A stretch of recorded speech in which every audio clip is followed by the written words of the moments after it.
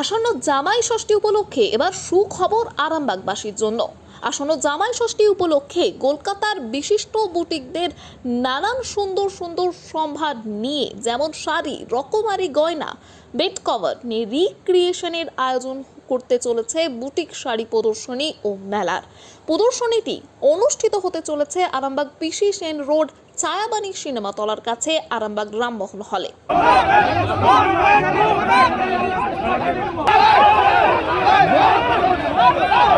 জেলা বিজেপি কার্যালয়ে ধুন্ধুমার পরিস্থিতি। দিলীপ পন্থীদের বেধড়ক মার। দিলীপ ঘোষের সাথে মুখ্যমন্ত্রীর আলাপচারিতার পরই গতকাল সন্ধ্যে থেকেই কিন্তু দিলীপ ঘোষের বিরুদ্ধে বিক্ষোভে সামিল হয়েছেন স্থানীয় বিজেপি নেতাকর্মীরা। স্লোগান তোলা হয়েছে দিলীপ ঘোষের ঘনিষ্ঠ নামে পরিচিত বর্তমান জেলা সভাপতি সমিত মণ্ডলের বিরুদ্ধেও। সে বিজেপির জেলা সভাপতি আজ বেলা 3টে নাগাদ জেলা পার্টি অফিসে ঢুকতে গেলেই গণ্ডগোলের সূত্রপাত ঘটে। স্থানীয় বিজেপি নেতাকর্মীরা প্রথমে তাকে ঢুকতে বাধা দেয় জেলা সভাপতিকে। এরপর জেলা সভাপতি সহ তার অনুগামীদের বেধড়ক মারধর করে তারা। ভাঙচুর করা হয় জেলা সভাপতির গাড়িও। ভয়ে এলাকা ছেড়ে কার্যত পালিয়ে যায় জেলা সভাপতি সহ তার অনুগামীরা। ব্যাপক উত্তেজনা সিপাহীবাজারের জেলা পার্টি অফিসের সামনে। এই বিষয়ে নিয়ে আরও কি জানা যাচ্ছে দেখুন বিস্তারিত। 24 আওয়ার্স আরামবাগের রিপোর্ট।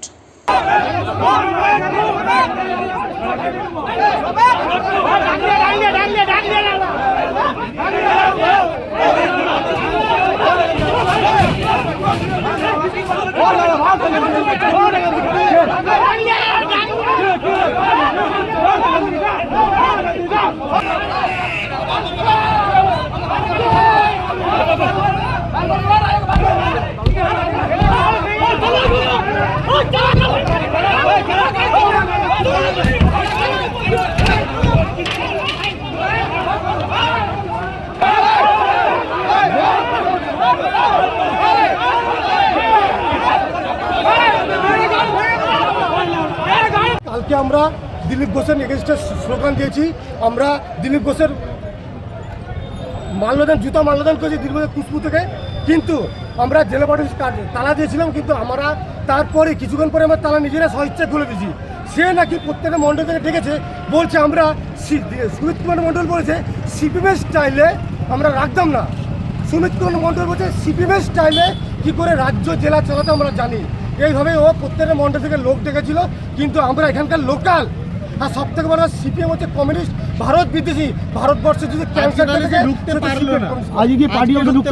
আমরা এটাকে পার্টি স্কুলে রেখেছি। আমরা যে দিলীপ ঘোষের যত জেলা পার্টির কার্যালয়ের যত দিলীপ ঘোষের পোস্টার ছিল সবকে ছেড়ে নর্দমায় ফেলে দিয়েছি।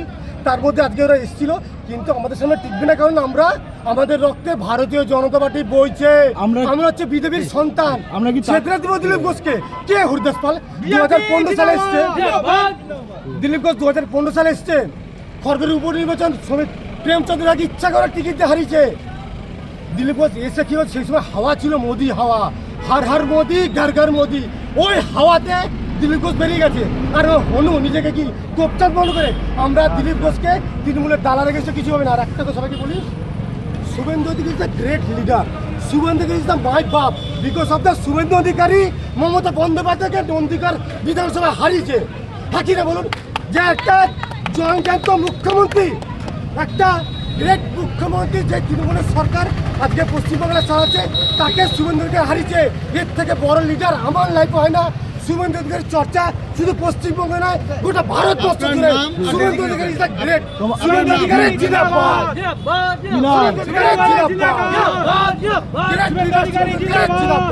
তারিখ 5, 6, 7, 8ই মে 2025, 4 দিন সকাল 11টা থেকে রাত 9টা অবধি। বুটিক মেলায় থাকছে ডিজাইনিং তাঁত, কুর্তি, মলমল, ব্যাঙ্গালোর সিল্ক, তসর, মটকা সহ ভ্যারাইটি শাড়ির সম্ভার। এছাড়াও বিশেষ আকর্ষণ হিসেবে থাকছে নবদ্বীপের ক্ষীর দই। এছাড়াও থাকছে 1000 টাকায় লটারির মাধ্যমে উপহার জেতার সুবর্ণ সুযোগ। তাই দেরি না করে জমিয়ে কেনাকাটা করুন আর জিতে নিন আপনার মন পছন্দের উপহারটি। সন্তানের পরে মন বসছে না, প্রচুর পরিশ্রম করেও আপনি আশানুরূপ পারিশ্রমিক পাচ্ছেন না, যার ফলে আর্থিক সংকট আপনার জীবনে দুঃখ এবং চাপের ছায়া ফেলেছে। দেনার ভারে জর্জরিত স্বামী স্ত্রীর মধ্যে প্রতিনিয়ত ভুল বোঝাবুঝি বেড়েই চলেছে। নতুন বাড়ি কিনেছেন, কিন্তু সেই স্বপ্নের বাড়িটা যেন আরো দুর্ভোগ নিয়ে এসছে আপনার জীবনে। আপনি ভাবছেন সস্তায় পাওয়া বাড়িটা নেওয়াটাই কি সঠিক সিদ্ধান্ত ছিল? এমনই সব দ্বিধাদ্বন্দ্ব এবং জীবনের কঠিন মুহূর্তে আপনাকে সঠিক পথে পরিচালিত করবেন আন্তর্জাতিক খ্যাতিসম্পন্ন স্বর্ণপদক ও স্বর্ণ মুকুটপ্রাপ্ত ডক্টর অজয় শাস্ত্রী। তিনি শুধু আপনাকে পথই দেখাবেন না, আপনার জীবনে সত্যিকারের সুখ, শান্তি, ঐশ্বর্য, অর্থ যেন সঠিক সময় আপনার কাছে পৌঁছে দেয় সেই দায়িত্বও নেবেন।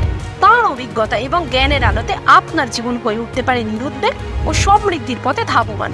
তাই আর দেরি নয়, স্ক্রিনে দেওয়া নাম্বারে এখনই ফোন করে ডক্টর অজয় শাস্ত্রীর সাথে যোগাযোগ করুন। কে জানেন, হয়তো একটি মাত্র ফোনই আপনার জীবনকে বদলে দিতে পারে।